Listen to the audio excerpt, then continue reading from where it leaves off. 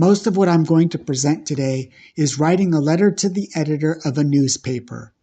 However, this information can include leaving online comments attached to an article, sending a letter to online and physical magazines, leaving Google reviews of businesses, calling a business to give feedback, etc. Here are the 4 main areas I'm going to be talking about. A little bit about me, my LTE process, writing a LTE, and LTEs create social change. During my younger years in public schools, writing was intimidating and I did not like it. I didn't like to read books, so when my teacher assigned us to do book reports, I dreaded doing them. So I would go to the school library and choose the smallest book with the largest font. During my years in college, English and writing was challenging but more enjoyable because learning to write was an outlet for my physical disability. I am a C5 quadriplegic with paralysis from the neck down. This is a cool picture of me in my manual rugby wheelchair. In 2012, my writing skills began to improve when I started to receive an education to be an alcohol and drug counselor. As an alcohol and drug counselor, from 2014 to 2019, I wrote several hundred substance use evaluations, which needed to be written with an objective, factual writing style.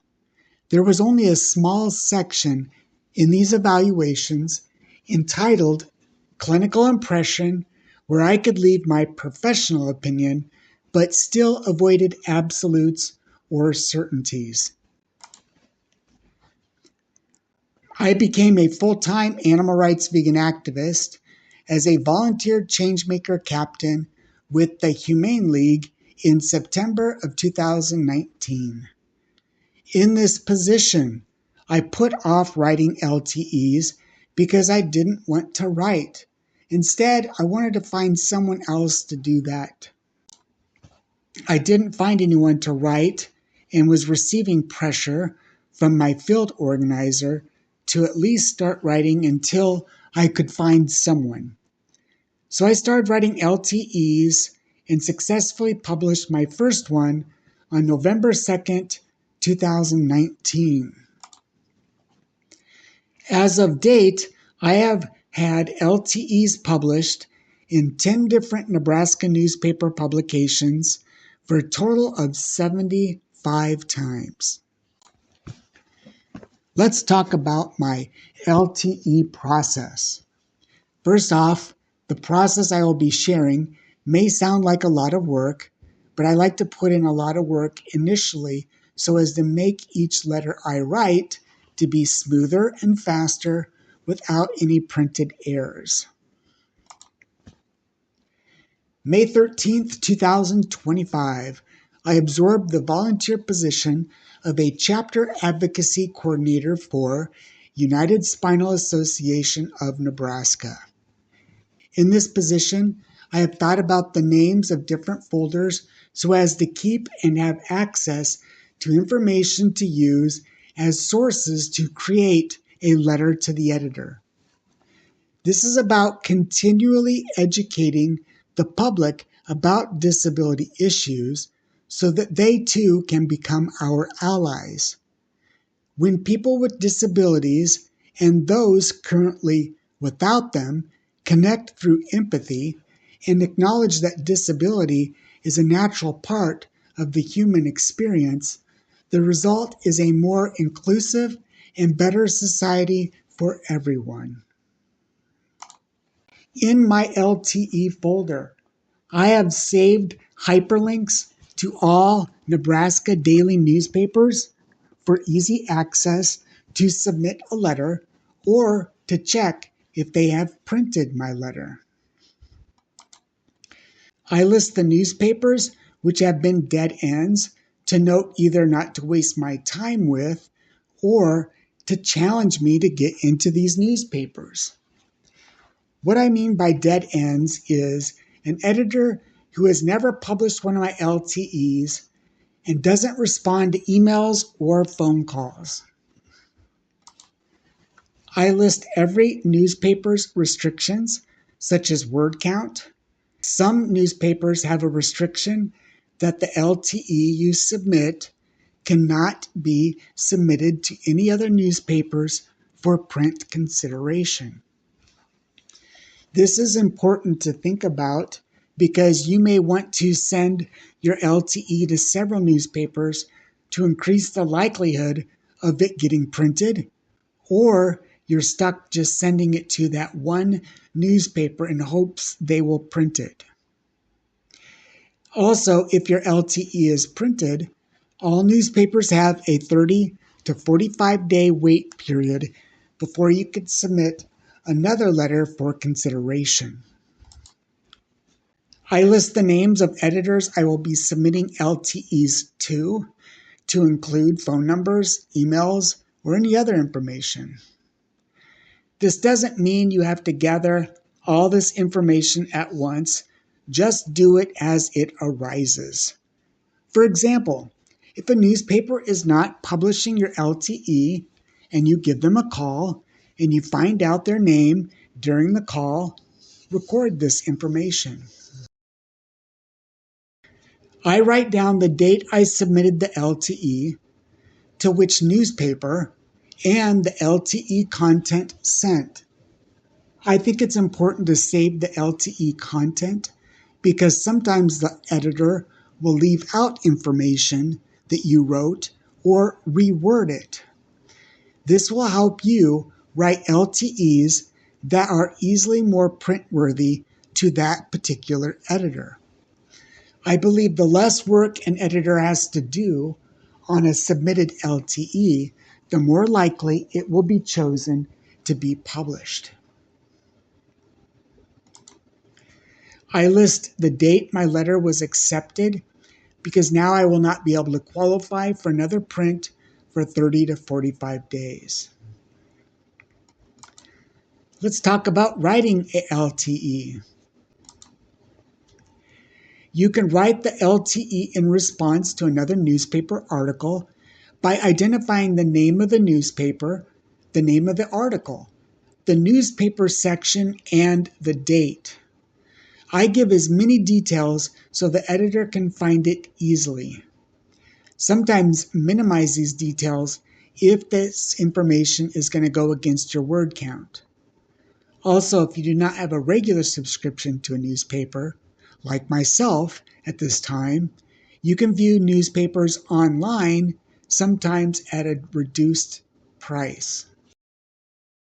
You can write a LTE from your own disability experiences, or perhaps a conversation on Facebook, or by text, or from inspirational readings.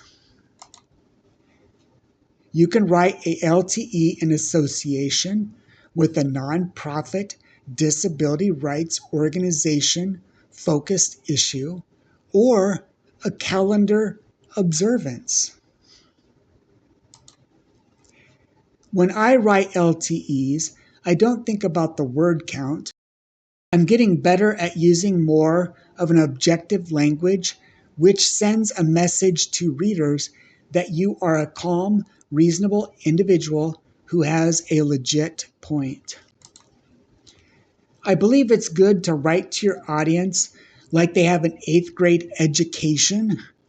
There's a lot to learn about various disabilities, so being simple to create understanding and curiosity is going to be more promising. Watch out for plagiarism, which is using a quote from another writer, but using it as if it originated by you. I am pretty sure I have been guilty of this in one of my letters, which I didn't notice until it went into print. Accidents do happen. Use questions to allow the reader to answer and entice curiosity so they personally check out it for more information. If you are going to voice your opinion, make sure you own it by stressing your opinion rather than fact or absolute. Instead of, open quote, this is how it is, close quote, open quote, this is fact, close quote, open quote, there's no other way, close quote, open quote, this is the truth, close quote. Try using phrases such as, open quote, I would like to believe, close quote, open quote, in my opinion, close quote, open quote, from what I can tell, it appears, close quote, open quote, this is a truth, close quote. Use creditable sources and cite these sources within the LTE. A creditable source is about learning about the weaknesses and strengths of those sources, and while you're doing this, use critical thinking skills. In my opinion, what I am going to say next is the most important guideline and reminder to filter the communication content of every letter that you write. Here it is. Communicate to your reader as if it was someone you love. Better yet, possess a genuine love for people and communicate in a way you believe is in their best interest. You accomplish this by practicing integrity, which has the three components of curiosity, compassion, and empathy. That last sentence was from Melanie Joy, PhD. After you write an LTE, but before you submit it to a newspaper, let a friend who can provide constructive criticism read it and give their opinion for editing. I also have suggested in the past to put the letter aside for up to a week because when you initially write something, you're writing it with the writer's perspective, thinking you are effectively communicating specific points to a reader.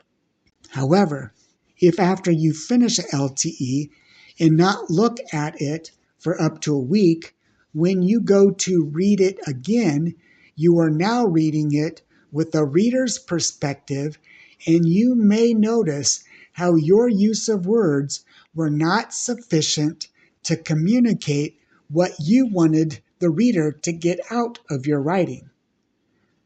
Example, let's say you write a note to yourself, and 1 week later you read the note, and you're like, what the heck was I trying to say?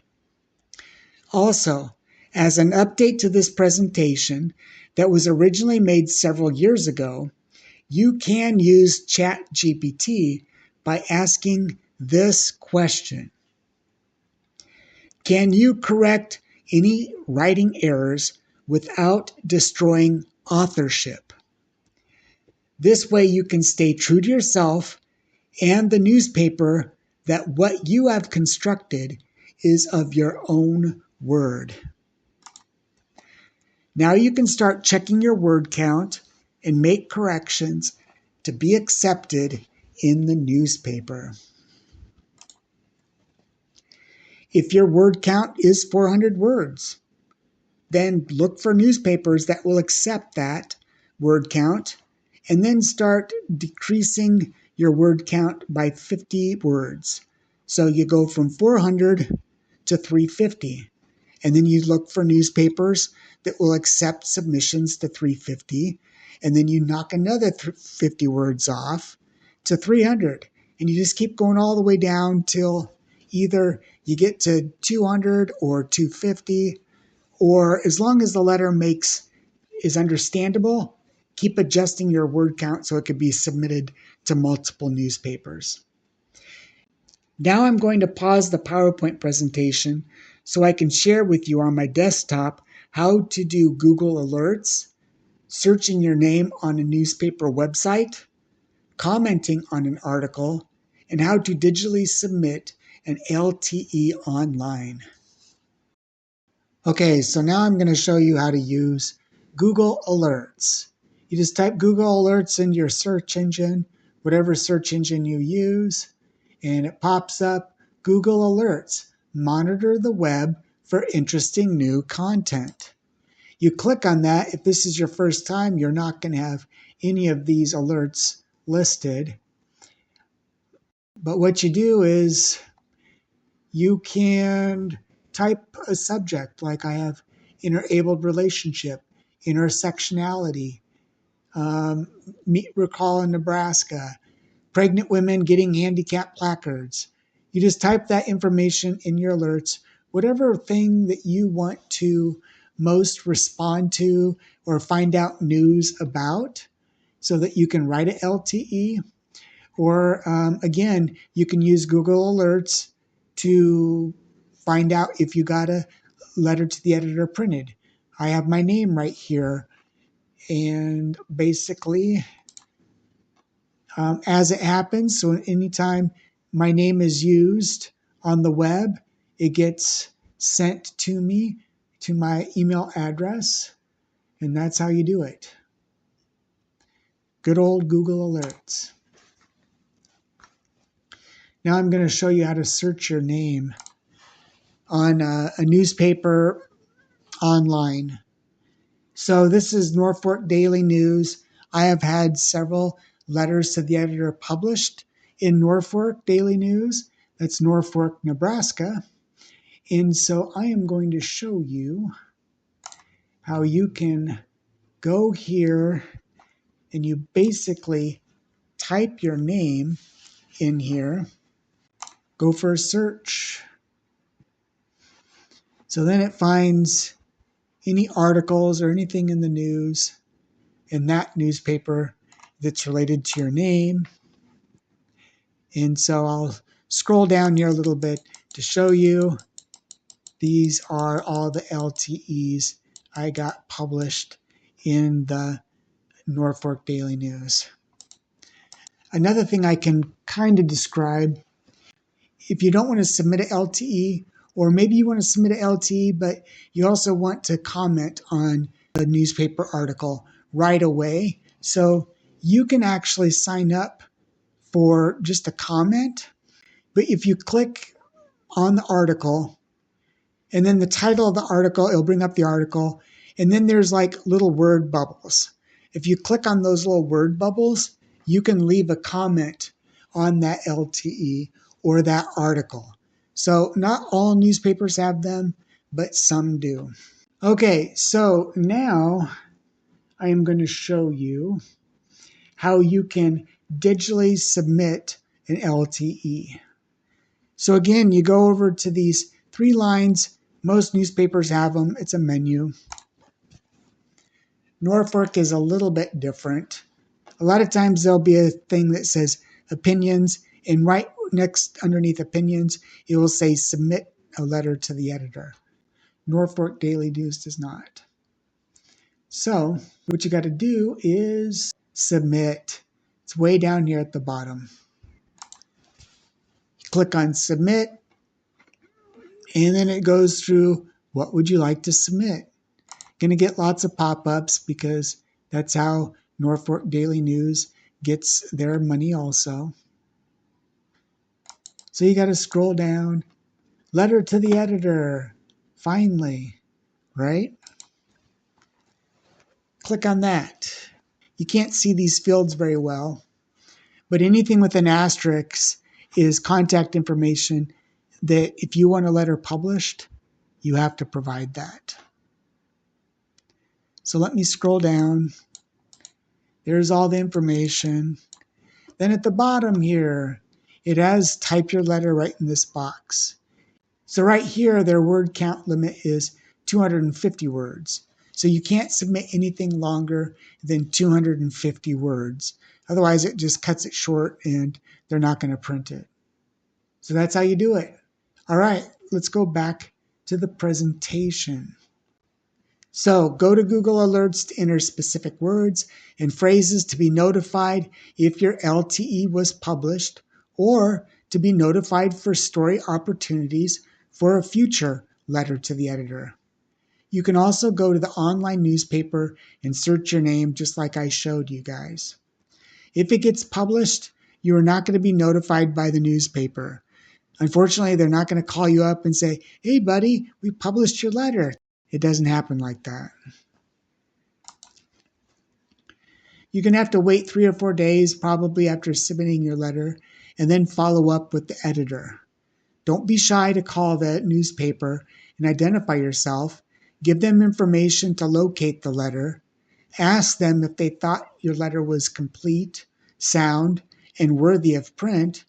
If they don't like it or they won't print it, ask them if they could give their professional opinion on how you might improve the letter. Be sincere and thank them for their time. You could easily wait 1 to 3 weeks before the letter gets published. Create a genuine, simple, civil relationship. Over on the right, this is an example of an email exchange between myself and an editor of the Grand Island Independent, who is the only one who personally responds back to every submission I send. Once the letter is published, consider calling and thanking the editor. Post the link to your letter on social media. Share it around. LTEs create social change. Letters to the editor appear in public forum that many community members, including casual readers, trust. People get caught up in the habitual normacy of their behaviors that they don't even realize their actions may be unjust and an ADA violation. So a LTE can introduce an issue people haven't even thought about. They can reframe how an issue is perceived or correct misinformation. A well-written letter to the editor can be the source of providing and allowing a different perspective. They act as public persuasion, sparking conversations at work, online, and in local communities. I believe the more a subject is shared and talked about, the more it becomes digestible and accepted. Elected officials and their staff monitor local papers closely to understand what their constituents care about. Several letters on the same topic can signal a growing concern. I think it is most effective if there are a variety of authors submitting letters. Because remember, when you submit an LTE, you have 30 to 45 days where you can't. So if you're working in pairs with 1 or 3 more people, they could submit letters of the same or similar concerns. Policymakers may reference public opinion to justify actions. LTEs can encourage readers to contact officials directly, and they serve as public pressure indicators. LTEs amplify local voices, especially in smaller communities.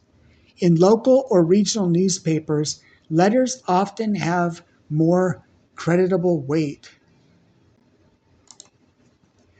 Community members often know each other, which increases credibility. Editors may follow up with reporters and turn LTE issues into full stories. They are accessible activism. Not everyone can organize rallies, lobby, or fund campaigns. So letters are low to no cost, accessible, democratic. A single letter can inspire others to speak up, creating momentum. LTEs become part of the public record, meaning they don't dissolve, they don't go away, they're always there. Letters often rank highly online, get shared on social media, and are archived. They build long-term visibility for an issue. They influence future researchers, activists, or journalists. You too have probably posted a quote from someone on your social media platform, so realize you are able to have this because of it being part of public record. LTEs help movements demonstrate consistent concern over time. Okay, that is the end. I do have to give photo attribution to this website because many of the photos I used